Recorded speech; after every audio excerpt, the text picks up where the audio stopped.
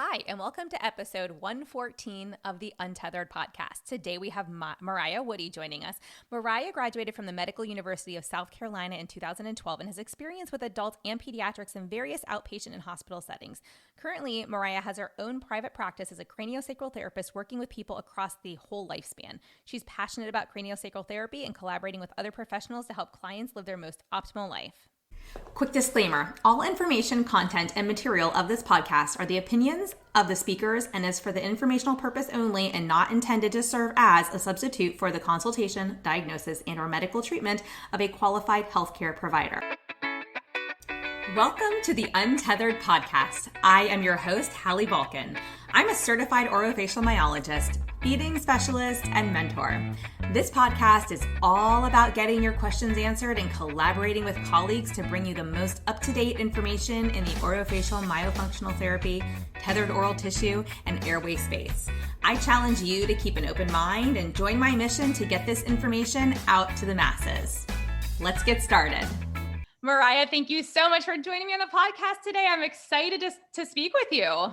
I am so excited. I have been waiting for this. It's going to be so fun. So before we hop in, will you just tell us a little bit about you? Because I know that you're an OT by nature, but you're doing CST. Give us a little bit about your background.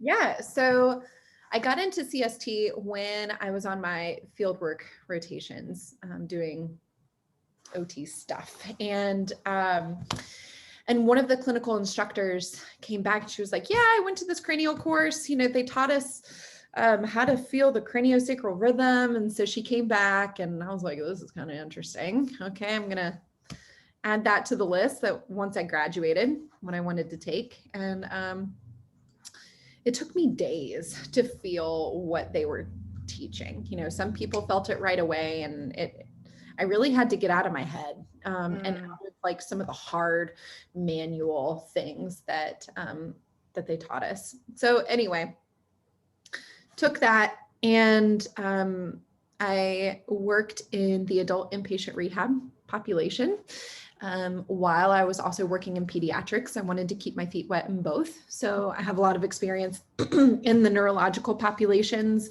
but as well as pediatrics, and it's all working with the brain. So I have a lot of training in reflex integration, sensory processing, some trauma experience, and then some integrative listening stuff, and working with lots and lots of babies and kids with various abilities and various ages.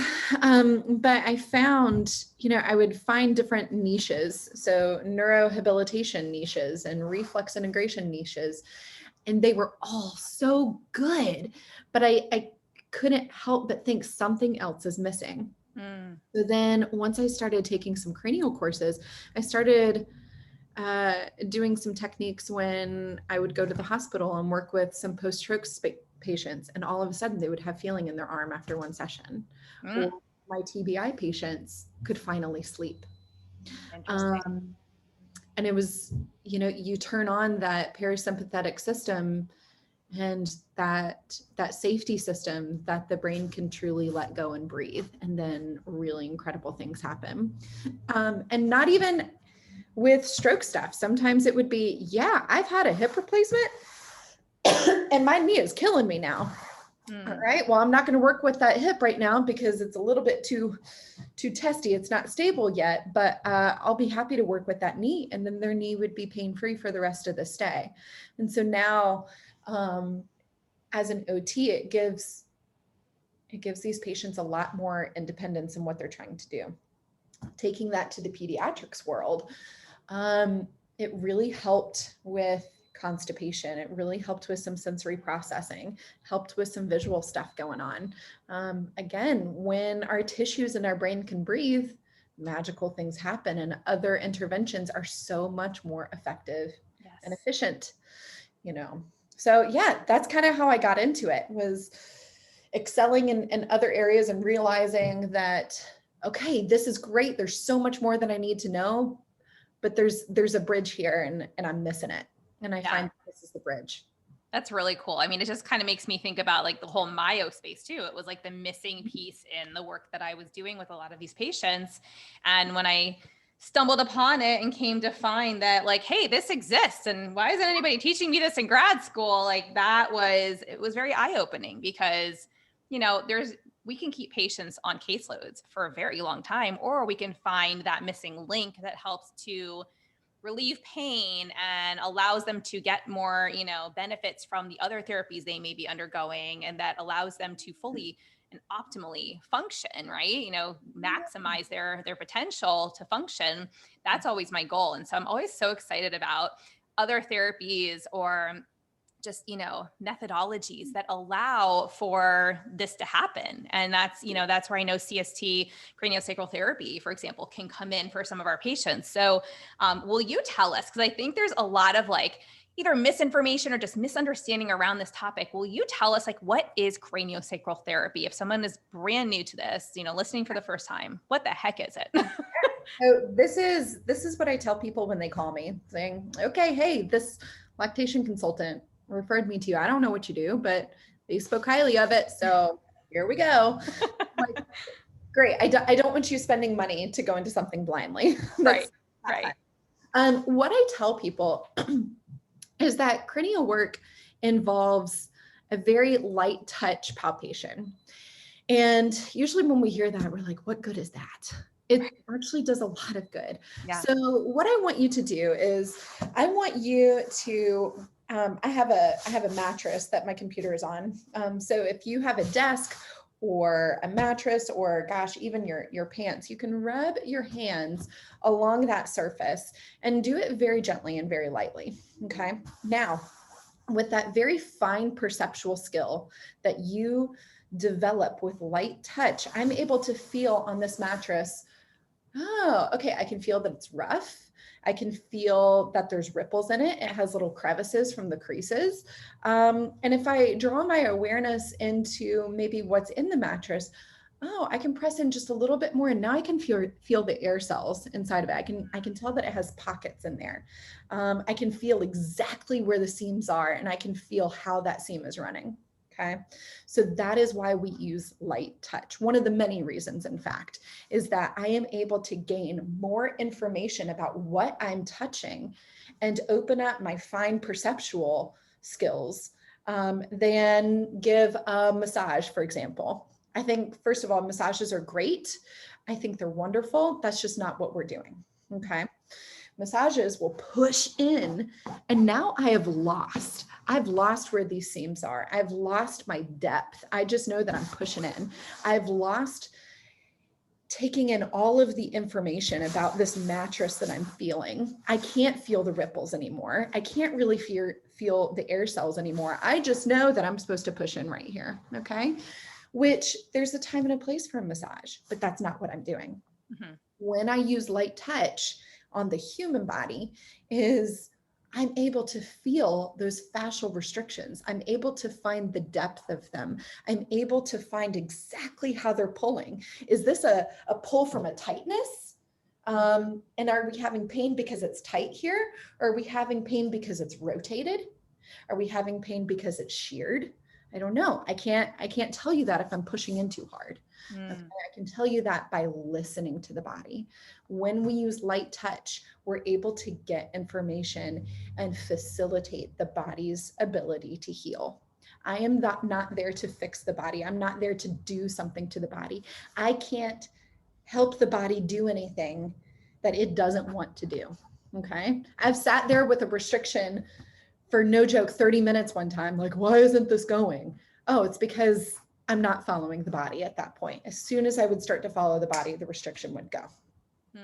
Does that make sense? Yeah, no, and it makes sense to me because, you know, we were chatting for a few minutes before we recorded, and, you know, from me sharing, I have been to manual therapies where this light touch, like on my head, throughout my body, usually like they do like the scan up top on my head, and then they can go to like a specific point on my body and release something because they could tell based on what was going up on my, you know, feeling around the skull, they could tell exactly what was going on throughout my body. And I'm, as a patient who's received this type of, you know, therapy, it's freaking phenomenal. I mean, it's fascinating. It is it's absolutely incredible because you feel so, I mean, personally, speaking personally, I felt so good and I feel so good every time I leave a session like this. And it was always mind boggling to me because I'm going, I didn't have like this full body massage, right? Right. But I feel like I had a full body massage.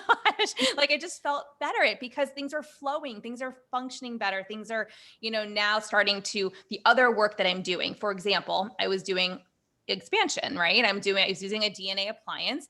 And I've told people, they've probably heard me on the podcast in the past say that I would go to my PT who does, modern counter strain technique.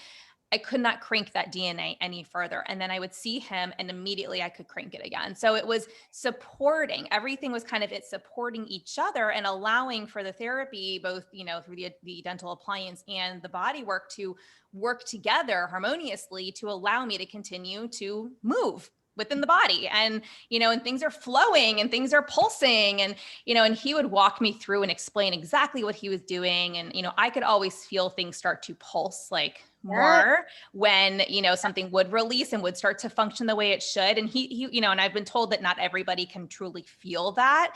So I was always really excited because I was like, oh, it's working. I can feel that. That's so cool. Yes. So cool. And I've had it done on, I've had CST actually with an actual craniosacral, a pediatric craniosacral therapist done with my youngest. And, and she also saw an osteopath and it could have been a combination of the two. I don't know, but I've also shared on here that she then quickly got up, started walking, and like a week or so after that started crawling. And I was just like, yay, everything's working and that was the missing piece to the puzzle for her. She had other therapies. They didn't work. Or maybe they didn't work because we needed some CST in place. Maybe the CST allowed her to then take everything else we've been working on and put it into play. Who knows, but You see it all the time. Yeah, right. Exactly. Like you hear these stories over and over again. And so that's why I'm so excited about this conversation. So will you tell us though, like how is CST different than other modalities? Are there differences aside from like the light touch that you would, highlight? Yeah. So I'll be careful to speak specifically on other modalities. Just because I'm not trained in them, so there might be something that I miss about them. But generally from this moment and what I know about them is that they're all beneficial to some degree. The thing that I like most about cranial work is that you can take other modalities and apply it from a craniosacral perspective. So I'm also trained in something called visceral manipulation, which is a little bit firmer of a manipulation of your organs, but I take it with a more light touch and following perspective with cranial work. Okay. And that's what's most comfortable for me. But yes, the light touch is important, but I find that we can work with a slew of systems. We can work, yes, with fascia, which is like the clothes that are muscles or organs, everything wears it. Okay. But we can also, we can also work with ligaments. We can work with tendons. I can work with blood vessels. I can work with organs. I can work within the tissue of the organs themselves. I can work with the brain matter. I can work with the brainstem and the cranial nerves. And then of course I can work on muscle. And so there's so much depth that we can get into. And then of course there's emotional releases. Okay. Emotions don't just get housed in the brain. If anybody knows the book, Our Body Keeps the Score, it's because our brain and our body are completely connected, and our brain has to do something with the impact that a stressor has caused. I don't even like the word trauma because I think that can be such a spectrum, but a stressor, whether that's birth or an actual emotional or physical stressor, can happen. And we see emotional releases all the time, even in babies. So yeah. Yeah. I mean, and you basically have spoke to like, it helps babies, it helps kids, it helps adults. This is a modality that really can help across the lifespan. So I know you work with like TOTs babies. So let's talk about that a little bit. What are you doing with these TOTs babies? How does that generally work? When are they referred to you? Let's talk about that. So it depends on the referral source. We're doing some education in the area that generally I'd like to see them anywhere between 2 and 4 times pre-release. Okay. you know, there used to be an old standard of, yeah, one body work visit is good. It's actually not because our systems are so complex. And especially for babies, I find that their tolerance for a therapy session is only but so long. And so if there's more restricted fibers, and if we can get them in an even more optimal place, I want them as optimal as they possibly could be for a release. So that means, going back to the bridge example, that cranial work is a bridge between brain accessibility and our nervous system firing appropriately and the active movement that therapy is trying to do. Okay, so if we can release structures in the brain to help the brain and these active movements fire and wire together, then the release is going to go so much more soundly. And so I like to start off with 3 or 4 sessions because then we're really encompassing the whole body. It kind of goes along with the song, the toe bone's connected to the foot bone that's connected to the ankle bone. And before you know it, the toe is somehow connected up here to the shoulder. Okay. Yeah. Our tissues are no different. If we're to take the tongue, for example, the tongue comes and meets the hyoid. Okay. What hangs out behind the hyoid? You have a lot of deep visceral fascia. That fascia, I'm going to back up a little bit. That fascia, a lot of that deep visceral fascia comes and connects behind the heart. Okay. And then once over here, then it's our diaphragm. Okay. And our esophagus, and our esophagus runs through the diaphragm. And now we're involving our guts, we're involving our stomach. And then if we're involving our peritoneal cavity, then we're involving the pelvis. Okay. So it's just this giant chain and ripple effect.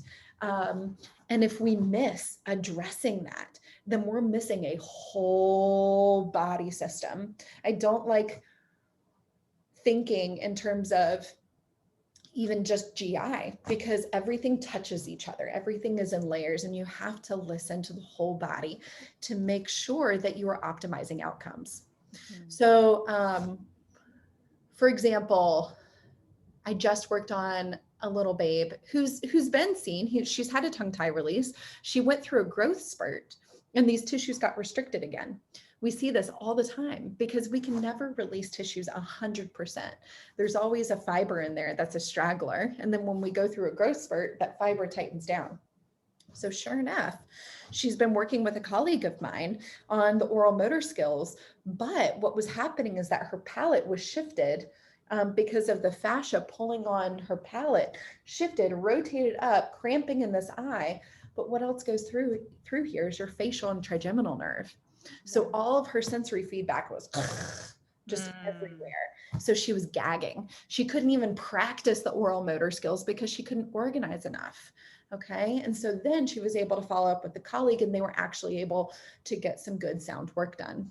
Does that make sense? Oh yeah, no, it makes total sense. And it's so fascinating. And I think it's an area that's majorly lacking that we need to be talking about, for anybody who's doing pediatric feeding, myofunctional therapy. I can think of all of my colleagues who go, this kid or this adult, they have this hyperactive gag reflex. And then we can't even address these underlying issues because I'm trying to get them to do jaw work, and they put something in their mouth and they like almost vomit. Like it's hyperactive. And so I didn't even think to send to CST for that. Usually we try to, decrease it, not decrease to get rid of the gag reflex. We always want to keep that. We just want to move it further back in the mouth and make them not so hyper reactive, kind of bring it down a little bit. So, but that's amazing. Do you also, go ahead. No, I was just going to say, and there can be lots of different reasons for a hyperactive gag reflex. We've worked on other kiddos who they were constipated and they had a fascial twist in their intestines, which then puts pressure on the whole system and pulling it down and it's stressing them out. So any more stimulus in there, our body's just not free. Yeah. And I also like to use the example of imagining you're wearing clothes that are 2 sizes too small and somebody's pulling you along with it. How would you feel? That's oh my gosh, you feel so stressed out. Your body wouldn't move. Yeah. Okay. We're not the end all be all. And I think anyone who thinks that they are the end all be all is seriously missing the mark. It's just not. You can have great results with one modality, Yeah. But to really have optimal results, it takes a team. Absolutely. Yeah. I love that. I mean, we are super pro team approach as well. And I'm sure everybody has heard me drill that into their brains, like through all of my programs and this podcast, hundreds of times over. They've also heard me, continuously say, we are connected from the tip of our tongue to the tip of our toes, because we all know that fascia runs throughout the body. Well, maybe we don't all know, but you'll know when you listen. It runs all through. And I love that image from Anatomy Trains that I think it's been like recycling around the internet again, around social media as of late, where there's like a black background and you just see the fascia literally from the tongue to your feet. And it's phenomenal, because I don't think people stop to, even people in the medical space, people don't stop to consider the fact that we are whole. We are not compartmentalized medical beings. We are whole, and we have to work from the place of, just because something is bothering us down here doesn't mean that everything up here is unrelated or not, possibly the cause of, or root of what might be going on further down the digestive system.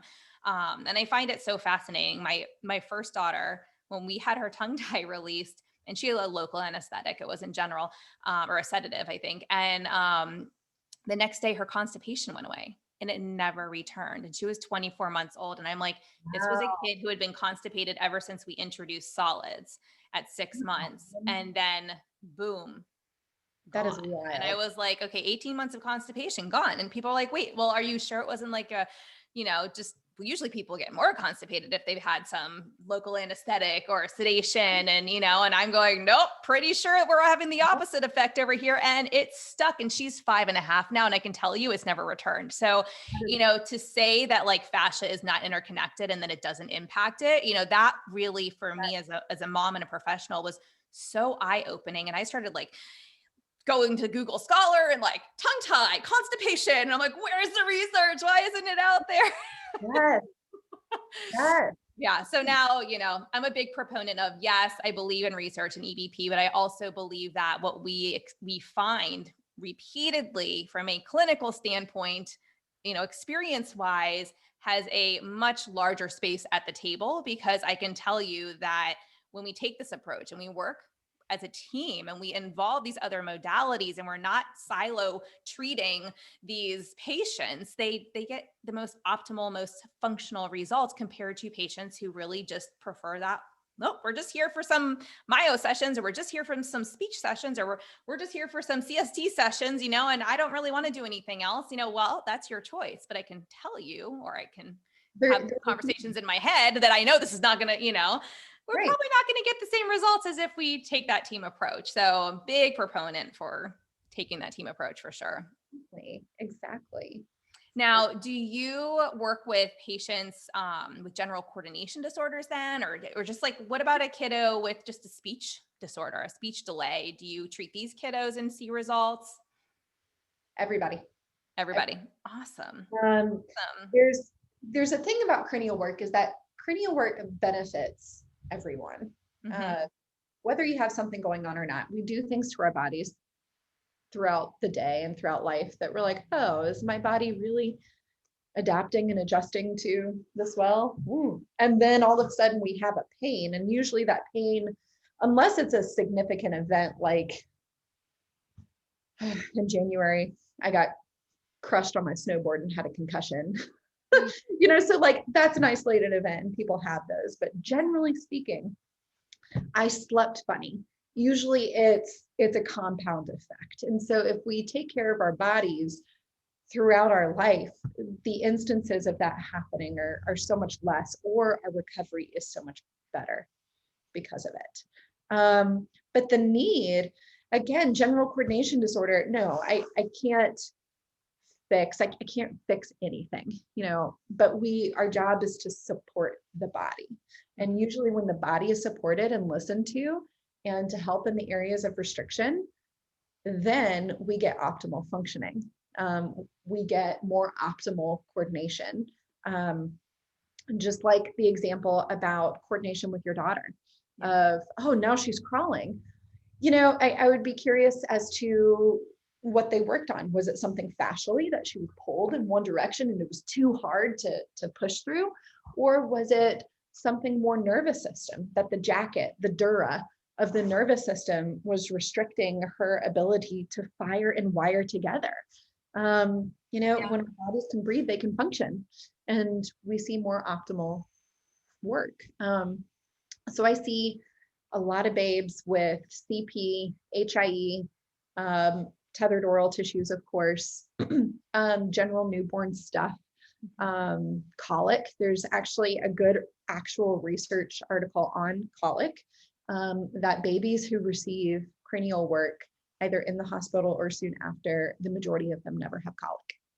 So there you go. Well, and that's such an interesting conversation too, because I feel like that should be something offered in the hospital for these babies, like along with a TOTs screen, just like they do the hearing screens, universal newborn hearing screenings or universal TOTs screenings.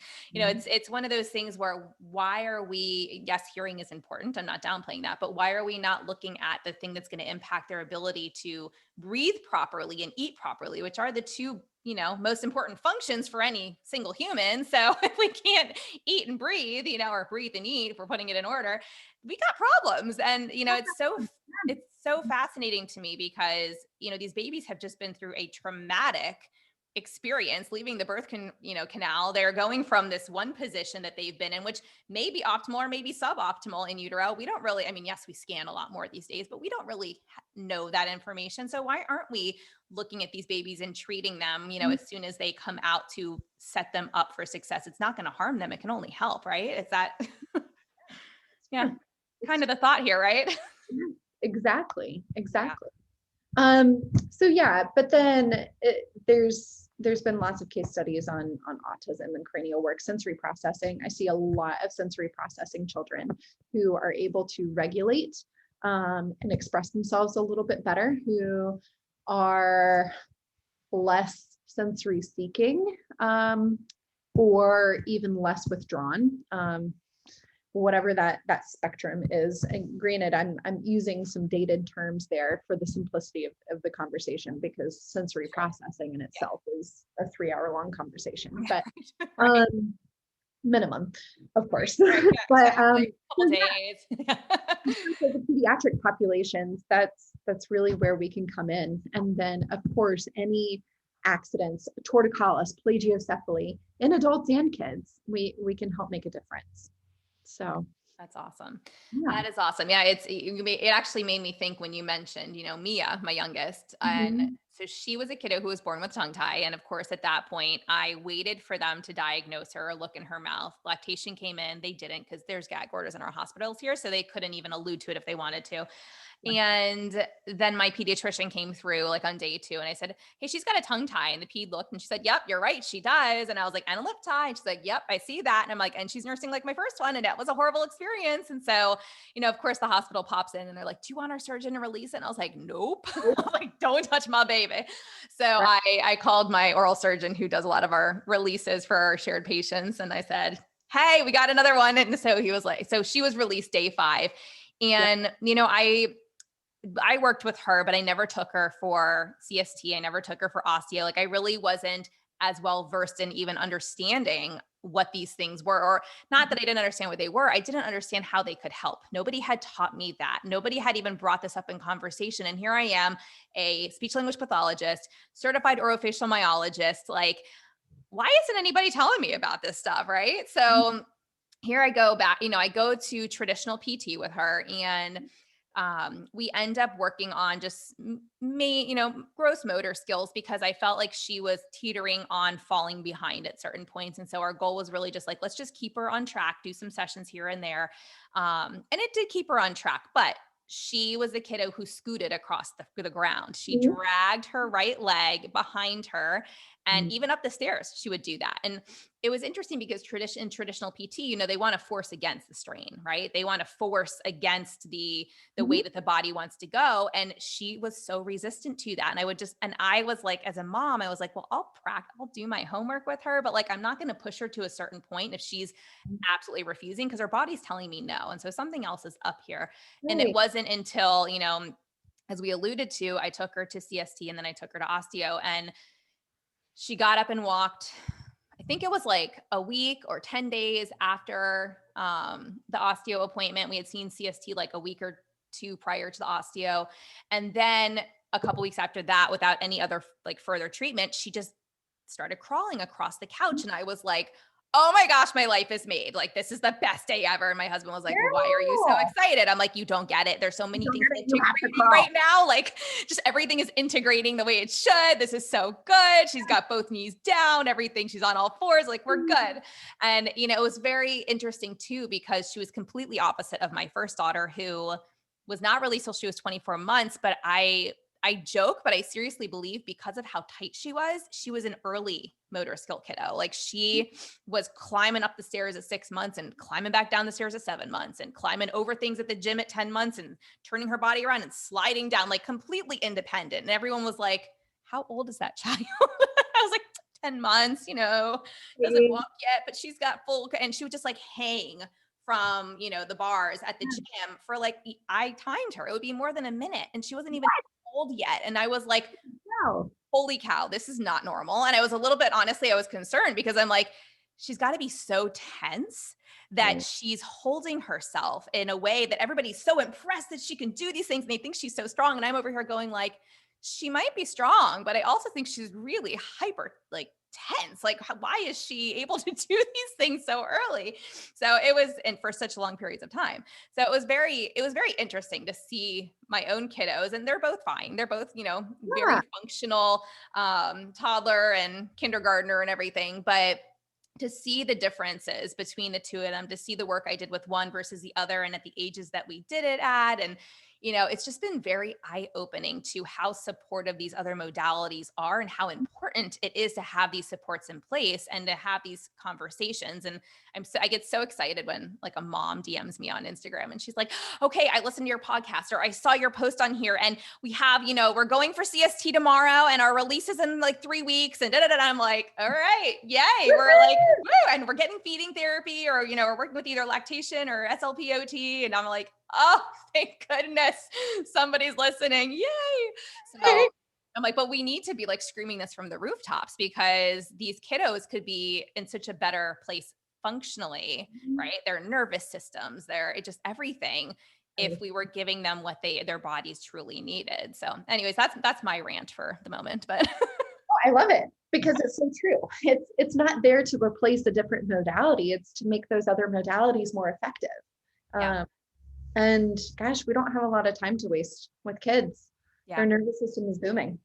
Yeah. You know, we want to give them what it is.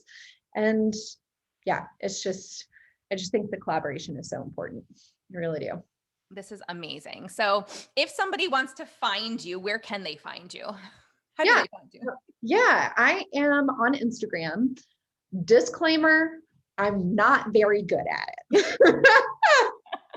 I see anywhere between 50 and 55 clients a week. And so I choose to dedicate my time with education, with families, and direct patient care. I would love to be Instagram guru, but you can find me on there and see the random things that I post. Hey, random is better than nothing, right? At least and you have the past stuff that they can go back and look at too. So that's great. Yeah. So yeah, I'm on Instagram, and then technically I do have a Facebook page. It's under Unwinding Therapies. And then people can also go to the Craniosacralcenter.com. So that's where our team is. And, but if they want to find me directly and have a direct conversation, going to Unwinding Therapies is the best way to get a hold of me. Fantastic. Now, is there anything else that you want to share or talk about related to CST? I mean, I know we could talk about it for days, but anything else we haven't covered that you think is like super important that people know if they're new to the CST space? Yeah, is that it takes time to deepen your skills. And finding somebody that has a good mentor or has been around for a little bit, and finding somebody highly recommended is really going to be important. But then you also brought up the research part, and I think most of us know that the clinic is so far ahead of research.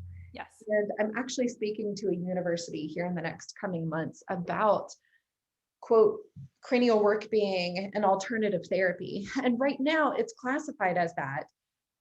But truth be told, I don't think it's all that alternative. I really don't. It's different, and it's an area that we don't know a lot of just yet. And I do think that there needs to be more sound evidence to what we're doing, but we see it working time and time and time again. And I think we know specifically with some of the populations we treat, different causes come with various different backgrounds. And that's hard to put a research label on. Colic, for example, gosh, there can be 20 different things for it. Yeah. So picking one modality and treating just certain areas might not help everybody. It's listening to the whole system. And so I think research is trying to be very specific when I don't think this work, it's like specific and not at the same time. Yeah, it's no, that makes sense. Specific training, but the body is not. The body is a whole system. And so I do think that starting off with case studies is incredibly important. And I'm seeing more and more OTs, speech, and PTs jumping into the field. And we can bring a really good research background and try to get more of that evidence-based practice for things that we've been seeing in the clinic for years and years and years. Yeah. And I hope that happens overall with tethered oral tissues. So if you go and research craniosacral therapy, you're going to find some research. But just watch out. There's going to be a lot more research coming out and in support of it, probably. That's great. We see such good results with it. Yeah. So the VA and their pain clinic has started to use it. I think, I don't want to misspeak, but I feel like I've heard that other big hospital systems are starting to incorporate CST, whether it's an adult or pediatrics. And it's coming. It's coming. That's great. I mean, and you're an OT, right? So if it's a modality, a treatment methodology that can be incorporated into sessions that we're already doing with patients, and it can support some of the other work that we are doing or that our colleagues are doing, why not? I mean, it doesn't make sense that it's, classified as this alternative thing when really we are addressing the systems of the body and helping them function better, right? I mean, and supporting their therapy. So yeah, no, I look forward to any future research that comes out on it. And I know you sent us some really great links and things for people to look at, and we will make sure that those are all included in the show notes. Perfect. If there is, like, let's say there's an SLP or an OT or a PT that wants to get into the craniosacral therapy space, is there somewhere that they should start, like any institution, or what do you recommend? Yes, the Upledger Institute is where they should go. That is the world-renowned one, and that is where I would start. Even I've heard of that, so I haven't looked into CST, as a methodology necessarily to get trained in myself, but I've heard of Upledger, so that's great. We'll make sure that that's in there too. Is the best. Fantastic. Yeah. Well, thank you, Mariah. This has been amazing. And again, I know we could talk about like CST stuff all day long, but we'll let people check out Upledger, find you. Now, does Upledger also have a link to anybody who's been trained? Like if parents want to try and find somebody, or? Yes. So there's a link for find a therapist. Usually I like to help people find their therapist because, for example, if you typed in Greenville, South Carolina, you're not going to find me. They do it based off of like your hometown or wherever something is. So, so you can reach out to a local craniosacral therapist and then see who else is in the area, or you can type in a bunch of the cities around you and try to find somebody as well. Got it. Okay. Good tip. Thank you. Yeah, I know it can be so hard. And I joke that I'm like a connector, a networker of like, connecting parents with at least a professional in their area where they can get started. And then, hopefully that person has a team or is working with other people that they can refer to as needed. And so I always tell people like DM me on Instagram and I will try and help you connect with a therapist in your area, whether it's, someone in my space or somebody who I know that may be in another arena, because it's so important that we as providers, and I know not everybody has the time and it can be very time consuming, but I feel like if we're not connecting patients to providers, like they don't have the same resources that we do as providers. They're not in the same social media groups. They don't have the same networks, and they don't even know where to begin a lot of the time. And, it can be really hard to find that professional. So it's kind of this like passion project of mine to at least get somebody connected to someone local to them that can at least help guide them or connect them to other people if that's not the right place for them. So anywho, Yeah. doors I'll, open for I'll that. be happy to help as well, truthfully. I love it. I love it. Well, thank you, Mariah. I know you've got patients coming up, so we will let you go, but it's good chatting and we'll see you soon. All right. Sounds good. Thank you. Thanks for listening to this podcast. If you want to hear more of these myo, TOTs, airway, and feeding related episodes, be sure to leave a review on Apple Podcasts or pledge a small amount on patreon.com/the Untethered Podcast. If you found value, others you know in this space will too. So be sure to share this episode on your social media platforms and join us over on Facebook, on my Facebook page at Hallie Bulkin Biz, on Instagram at Hallie Bulkin, and you can head over to theuntetheredpodcast.com to grab a copy of the show notes, where you can also subscribe to be kept up to date on the latest podcast episodes.